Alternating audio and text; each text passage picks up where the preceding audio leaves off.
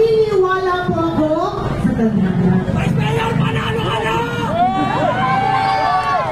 Naniniwala ako na pag ibigay natin ang puso natin sa Panginoon, siya ang gagabay sa ating paglalakbay para tayo ay handa sa misyon natin sa buhay. Ako po si Chia Tienza, ang inyong kapitbahay. Direktora ng kababaihan ng Maynila, bunsong anak ng dating Secretary Dito Atienza. At alam ko na katadhana na tumayo ako dito sa inyong harapan bilang Vice Alcalde ng Yorme Iska Moreno Tocagoso.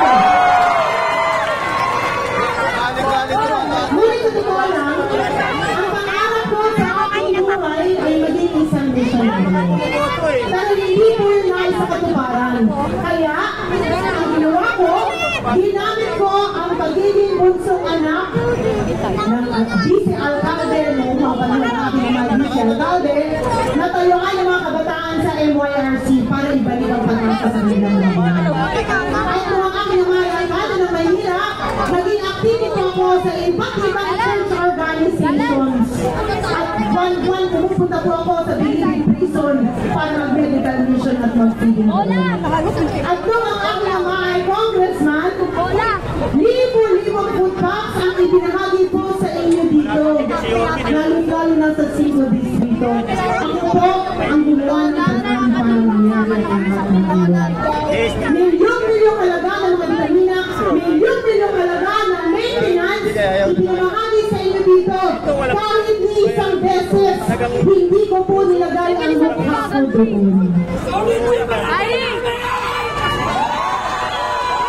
Dahil naging mas mabigat po para sa akin na pag ako ay tumingin sa itaas, alam ko masaya ang Panginoon sa ginawa ko dito sa mundo. Pero nagbago po ang lahat. Nung ako po ay naging isang broadcast journalist kagaya ng aking kapatid na si Kuya. Kilala niyo yun. Alam ko, kilala niyo, ginawa niyo yung konsihal dati. Tama po ba ako? Tayo lang naman, close naman tayo mga. Dahil alam ko, bawat bahay dito pinatutunod. Ang pagmalipis na ako sa inyo. Sino ang mas pogi? Si Kuya Kim o si Pai? Kuya Kim! Kuya Kim! Parang isinanay ko na nagsabing Kuya Kim. Pero okay lang. Sanay naman siya na siya daw ang matalino at si Ali ang pogi. Pero kagaya ng aking kapatid na si Kuya Kim, ako rin po ay naging isang broadcast journalist sa television for 7 years. At gusto po narinig ang mga sektor ng ating lipunan na dapat iwanan sa laylayan ng lipunan. At para sa akin, nakita ko kahit ano pala ang isigaw nating lahat kung ang gobyerno ay hindi marunong makinig sa tao, hindi naman iyon na nga pa rin para tayo lahat. Kaya yun po, may nakilala ko kay Senora. Siya po ang nagpabago ng perspektibo ko sa pagpasok sa mundo ng politika. Kaya medyo nature pa ako dyan. Diba na? Nog-nog na ako dyan, medyo nakikita ako. Yan po si Nanay Emilita. Si Nanay Emilita is an 85-year-old. At sabi niya, meron daw po siya isang malubhang sakit. At buhay daw niya na buhay siya sa kahirapan. Gabi-gabi natutulog siya sa isang maliit na kariton na kung saan ang katabi niya ay basura at daga. At sinabi niya sa akin na malapit na siyang mamaalam dito sa mundo, ngunit tila parang isang daga lang siya. Hindi na po ako lalaro. Dahil pagkikaan ko dito sa inyong barangay, nakita ko, nung pumunta ko sa mga iskinita doon, marami pa rin mga nanay-Emilita dito. Mga nagdadasal araw-araw na sana sila ay mapansin ng gobyerno.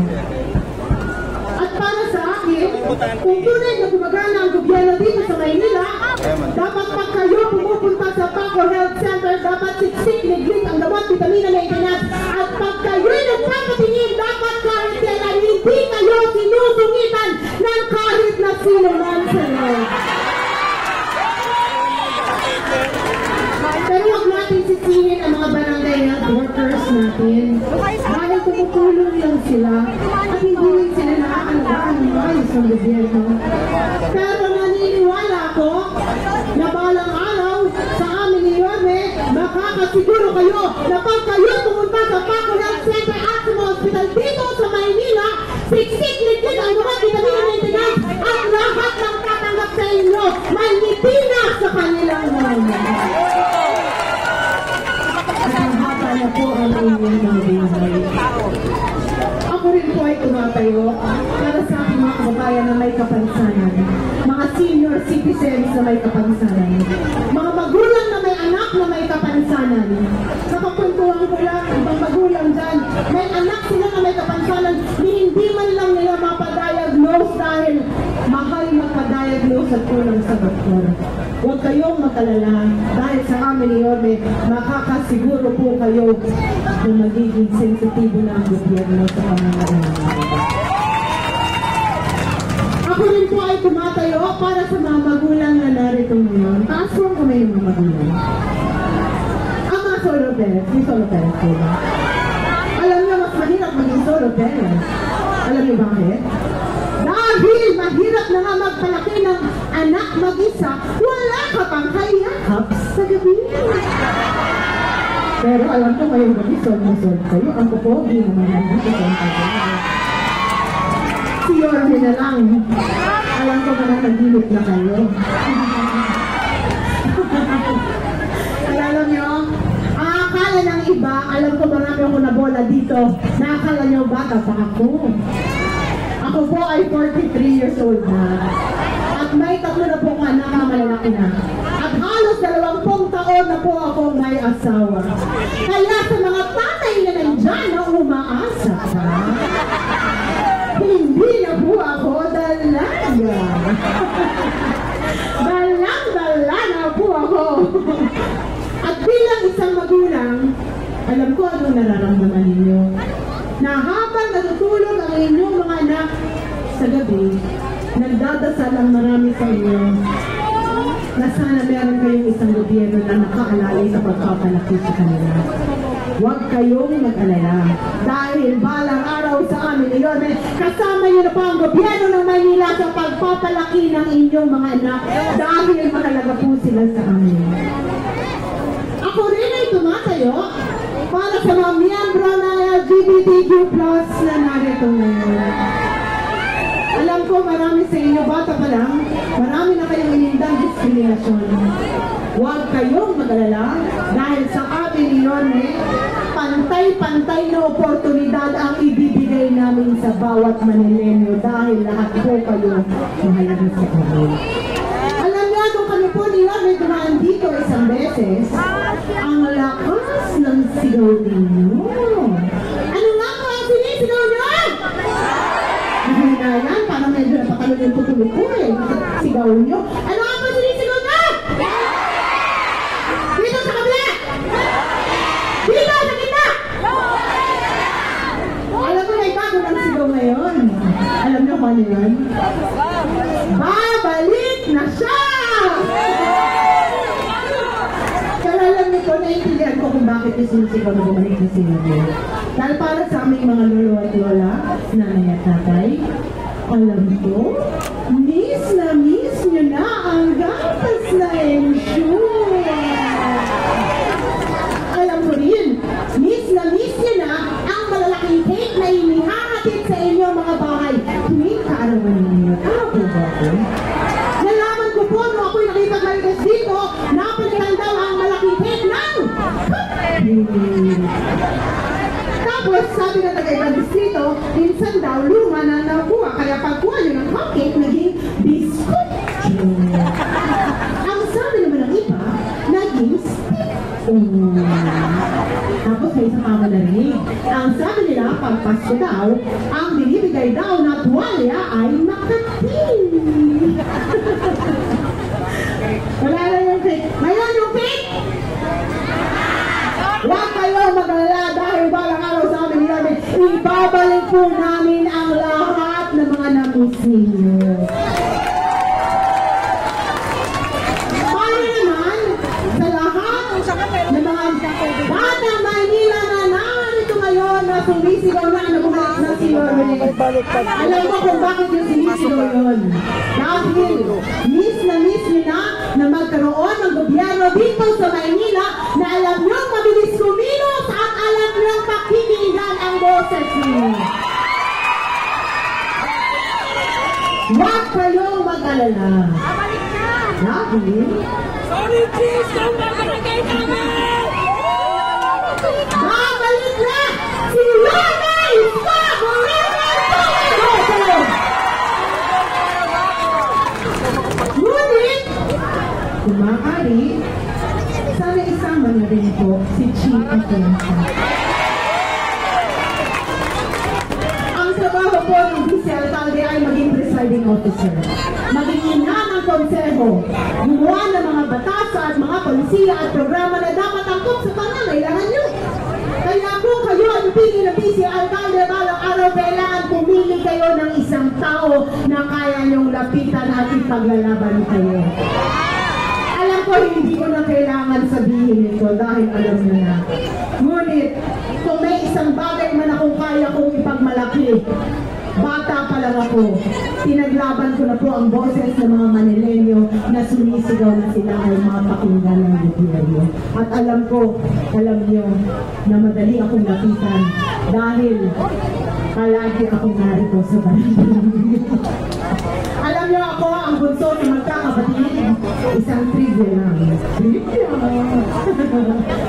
Nung bata po ako, sinabihan ako ng aking ama na gusto niya, ako ang magpatuloy ng mga nasimulan na dito sa Manila. Vice Mayor, mahal ka ng barangay namin!